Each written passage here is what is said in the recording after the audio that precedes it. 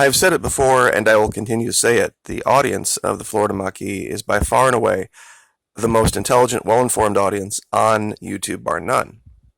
That having been said, Washington, D.C. thinks you're stupid. They think you're dumb. They think that you don't have the ability to discern the truth for yourself, that you only are an empty cup waiting to be filled with their lies.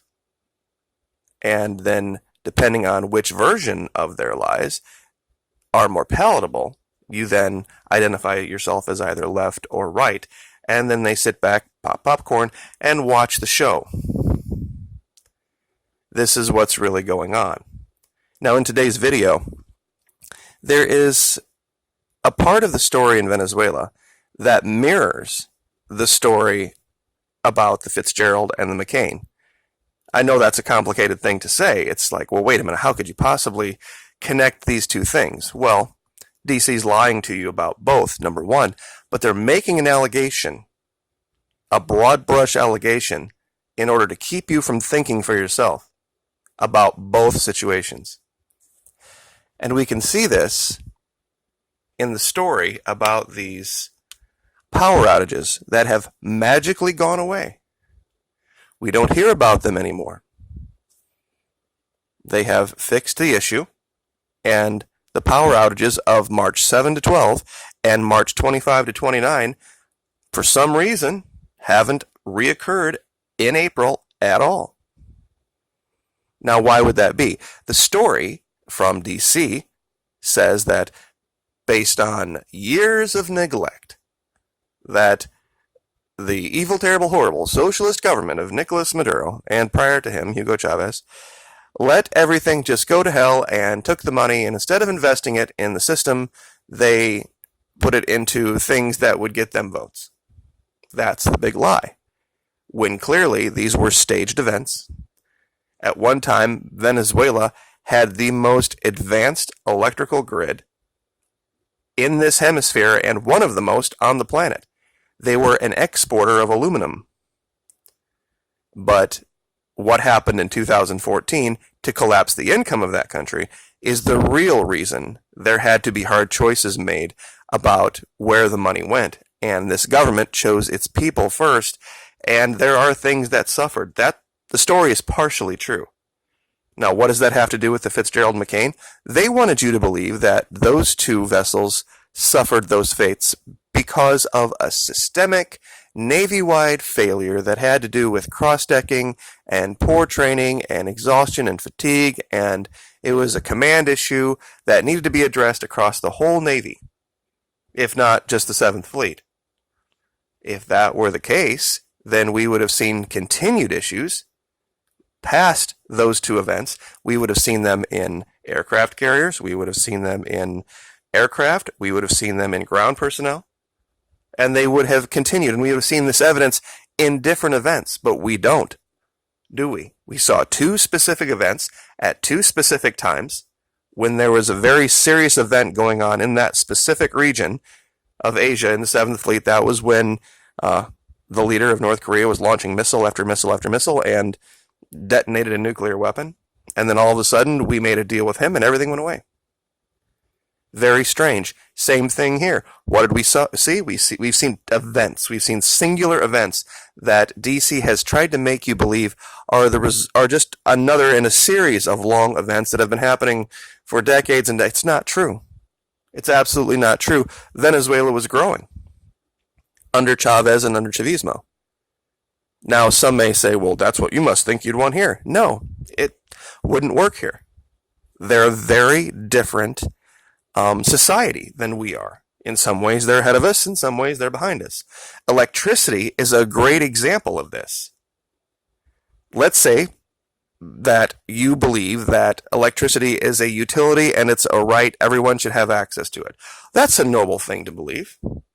That there should be one payer, quote unquote, for electricity, that it should just be supplied to everyone. But let's take the single individual who maybe travels a third of the year, has a sales position, and his home is, or her home, is largely shut off and shut down and only has the basics. And the neighbor has mom and dad and 5 kids and a hot water heater that's continually trying to maintain itself full, and 2 refrigerators, a freezer, a washer, a dryer that's always being used. They're obviously pulling a lot more off the grid than the single individual is. How do you rectify the cost? And where do you put a limit? Can somebody build a 20 by 40 shed on their back lawn and turn it into a marijuana growing facility? For those of you that know about that, you realize how the lights take immense amounts of electricity. Should they be allowed to pull all of that for personal profit?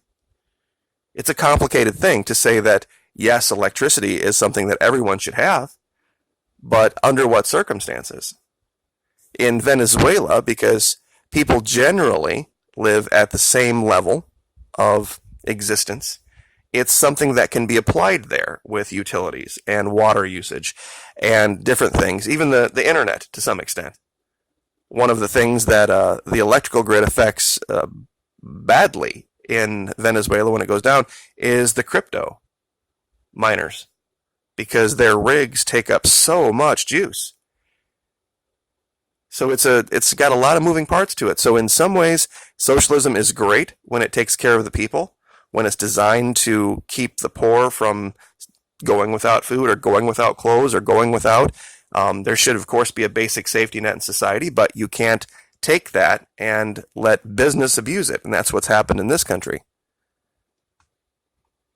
Unfortunately, DC can't have anybody on a different sheet of music from them, and they're willing to kill to get their point across. They've done it in Yemen, they've done it in Iraq, they've done it in Libya, they've done it in Afghanistan, and now they're doing it in Venezuela. The playbook is easy to see. Even if we were as dumb as DC thinks we are, we could still see this. And people never equate this necessarily always with the coffins that come home. Of course, Fox and CNN, they love to create the emotional moment to get you to stick through the ads to watch the coverage of such things.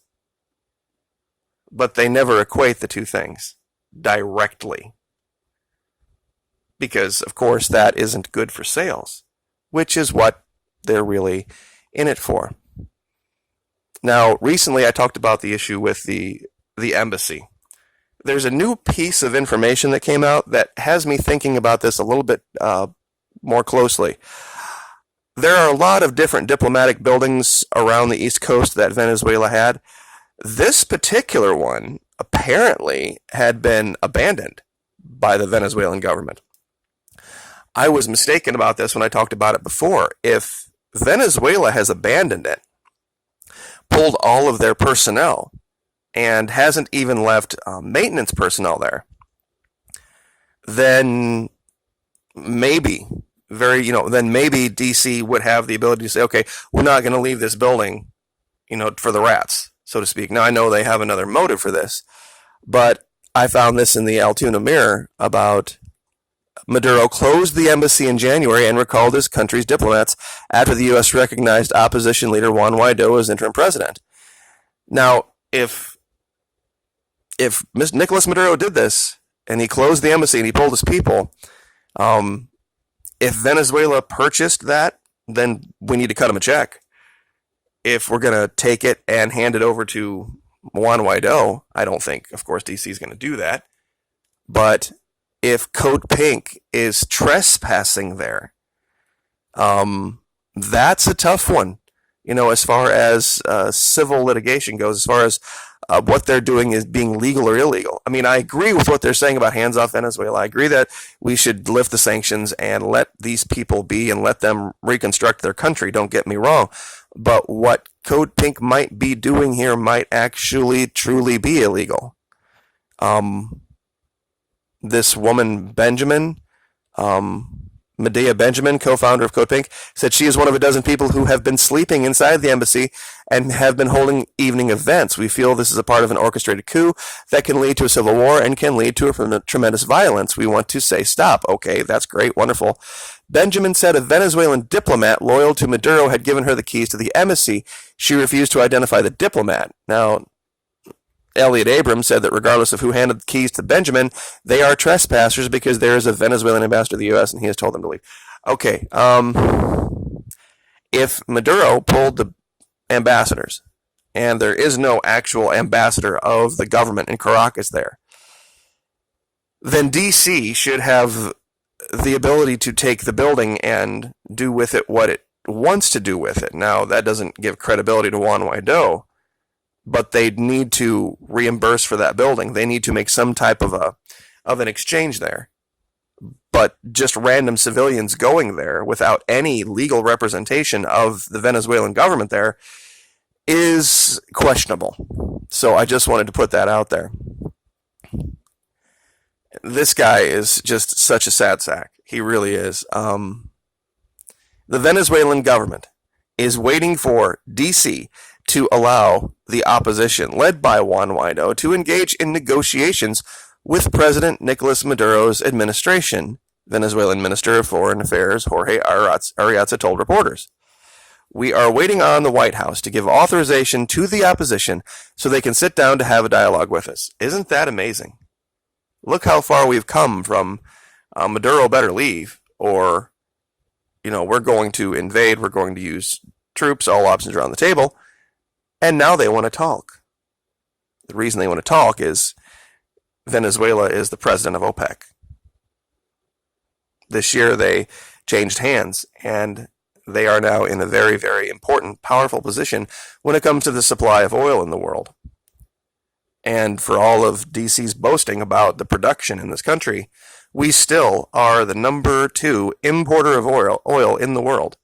I'll say this again, we're the number 2 importer of oil in the world.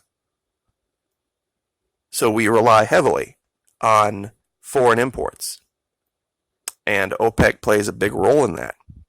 This issue with India, we're going to talk about soon. They are going to be a linchpin in this, because they get a lot of oil from Venezuela. And right now, they would rather deal with Nicolas Maduro than deal with D.C. through Juan Guaido. So we'll leave it there, but I just wanted to cover this today, those two things that seem to mirror each other, and D.C.'s opinion of you, more specifically the RNC and the DNC's opinion of you, that they don't think you have the ability to think for yourself. We'll leave it there. Thank you so much for the support. I very much appreciate it. It's making a difference. Those of you who have gone to the Florida Maquis YouTube page and are clicking the playlists and letting them play through, it is making a huge difference. Thank you so much. Like, share, subscribe.